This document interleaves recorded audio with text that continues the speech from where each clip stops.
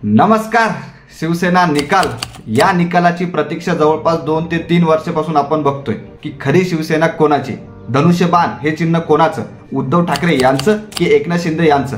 खरं पाहिलं तर या निकालाची प्रतीक्षा संपूर्ण देश बघतोय, संपूर्ण देश. परंतु अजूनही या निकालाची प्रतीक्षा आपण बघतोच आहे, या निकालच लागलेला नाहीये. आता संपूर्ण गोष्टींचं एक नवीन अपडेट आलेलं आहे, त्यावरच चर्चा करूया. नमस्कार, स्वागत आहे तुमचं आपल्या मराठी चॅनलवर.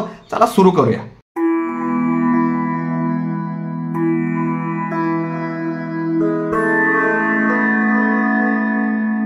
तर सर्वप्रथम जर सांगायचं झालं तर शिवसेना फुटली, उद्धव ठाकरे आणि एकनाथ शिंदे हे वेगवेगळे झाले. त्यानंतर काय काय गोष्टी घडल्या हे तुम्हाला नवीन सांगण्याची गरज नाहीये. म्हणजे लोकसभा निवडणूक झाली, विधानसभा निवडणूक झाली, बाकीच्या गोष्टी घडल्या. जनता मात्र भोळी करते नेहमी सर्वांचा स्वीकार, हे वाक्य बरोबर बसतं. आता यानंतरचं बोलणं अत्यंत गरजेचं आहे, कारण हे संपूर्ण गोष्टी तुमच्या डोळ्यासमोरच घडलेल्या आहे. आता निकालाची प्रतीक्षा जवळपास 2 ते 3 वर्षापासून चालू आहे.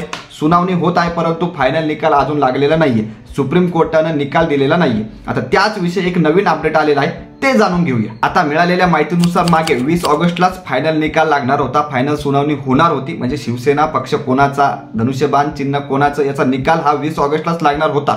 परंतु तो निकाल तेव्हा लागला नाही. त्यामागचं कारण मिळालेल्या माहितीनुसार हे होतं की राष्ट्रपतींनी सुप्रीम कोर्टाकडे मागितलेल्या सल्ल्यामुळे फैसला लांबीवर गेला, हे मागचं कारण होतं.